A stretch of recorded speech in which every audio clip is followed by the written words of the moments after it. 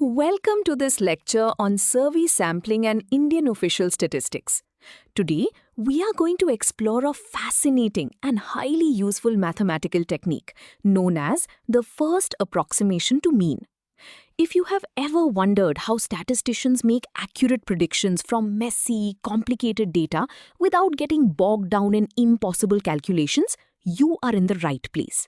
We will build your understanding from the ground up, step by step, so you can see exactly how and why this method works. Let us dive in and uncover the elegance of statistical approximations together.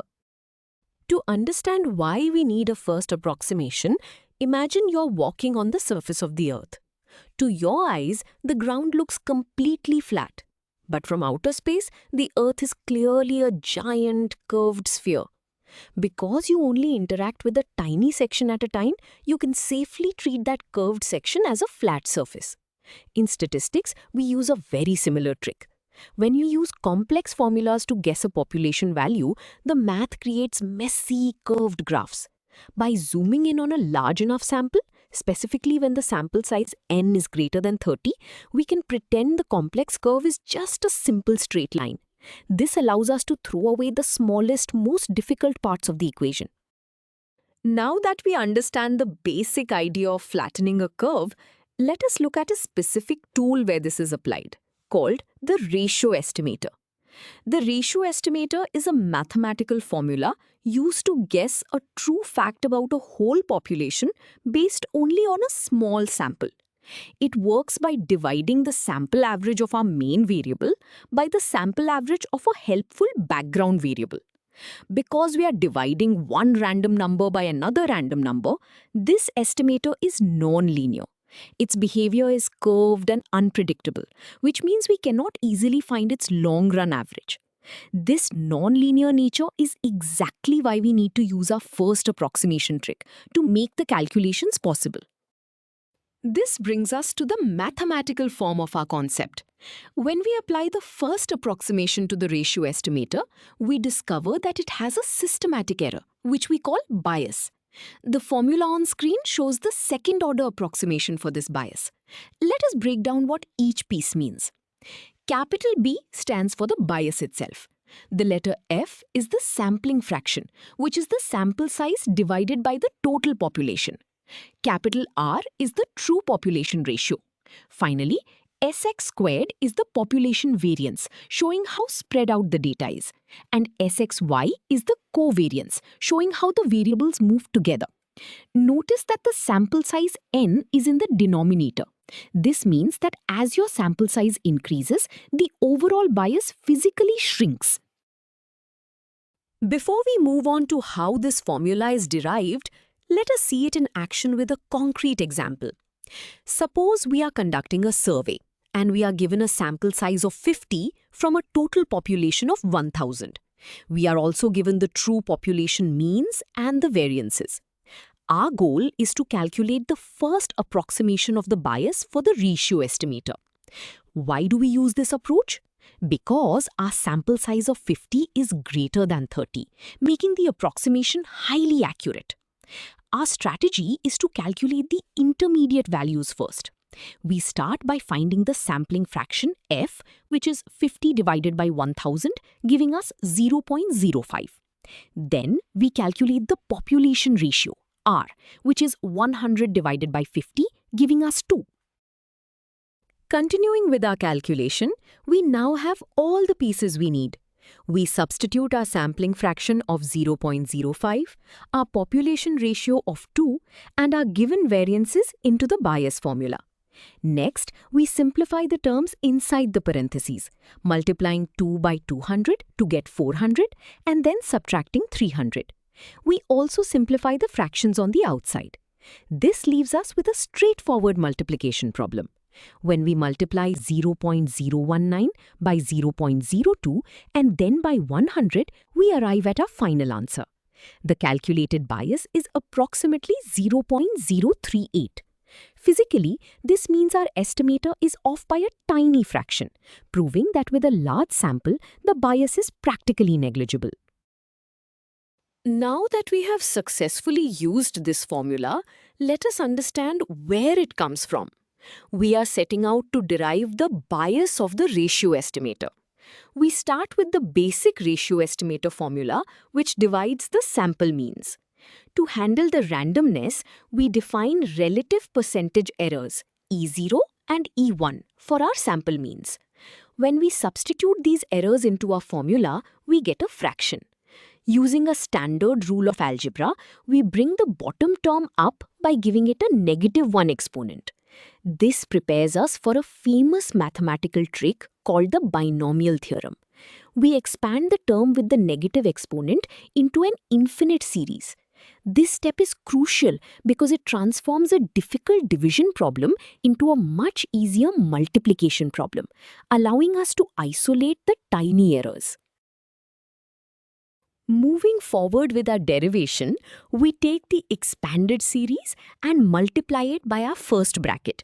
This gives us a long polynomial equation.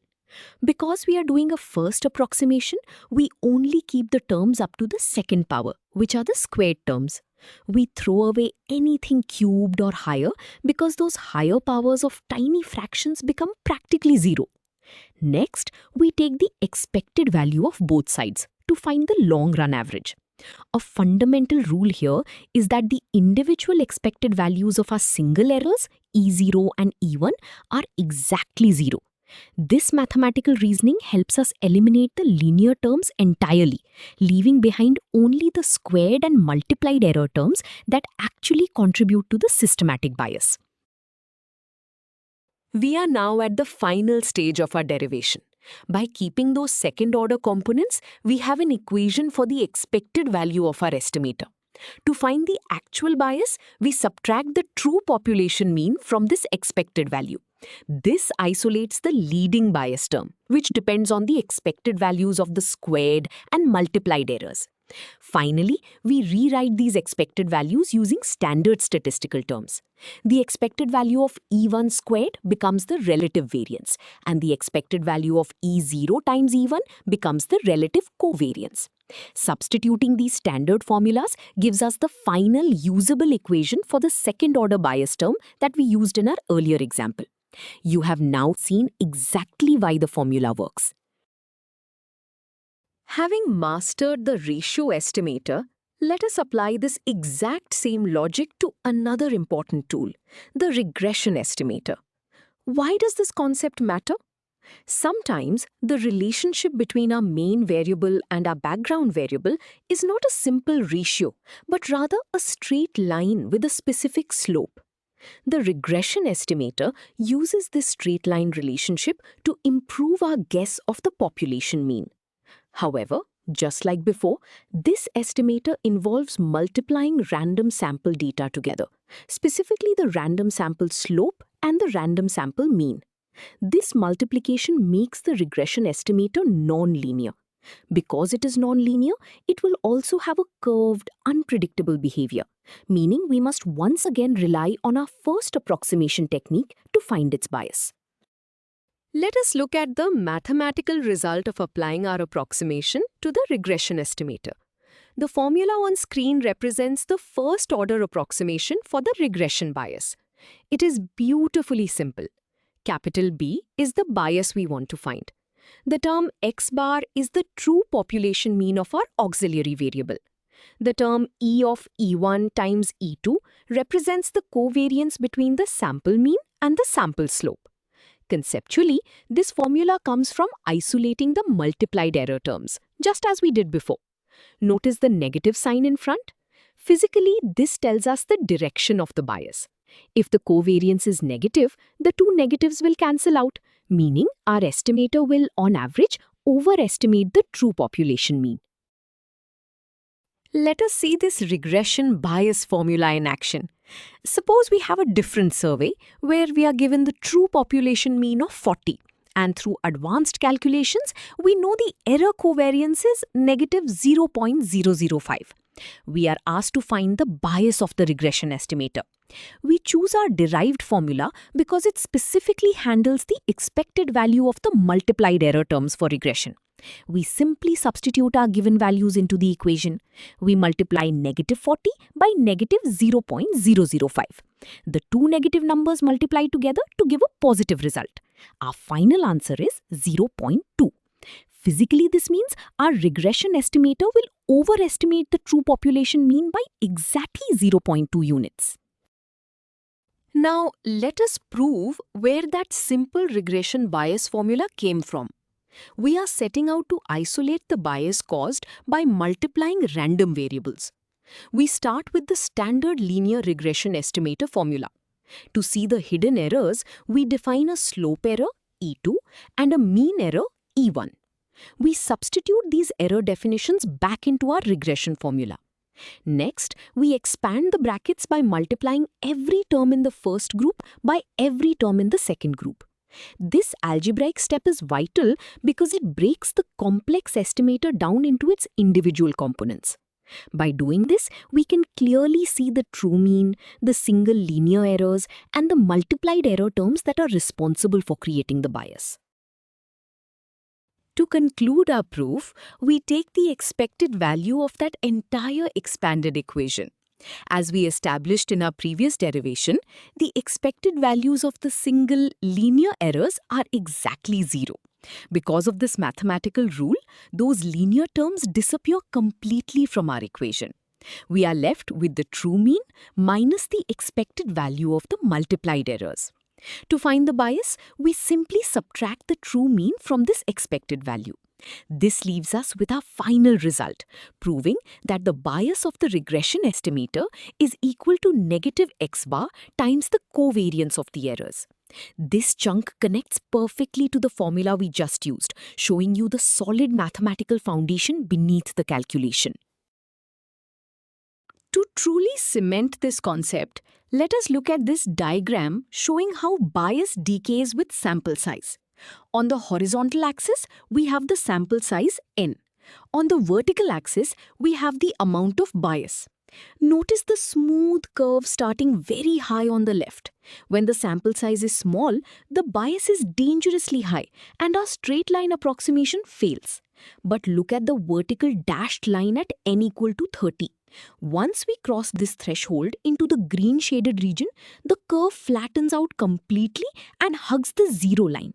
This visualizes exactly what our formulas proved mathematically. In large samples, the mathematical leftovers we ignored truly do not matter anymore, and the first approximation is perfectly valid. We have covered a lot of ground today, and you have done a great job following along. Let us review our key takeaways. First, the first approximation is a vital rescue operation that simplifies complex, non-linear estimators. Second, this technique relies on having a large sample size, strictly greater than 30. Finally, while tools like the ratio and regression estimators have a systematic bias, we proved that in large samples, this bias shrinks to 0. You now understand both the how and the why behind these powerful statistical methods.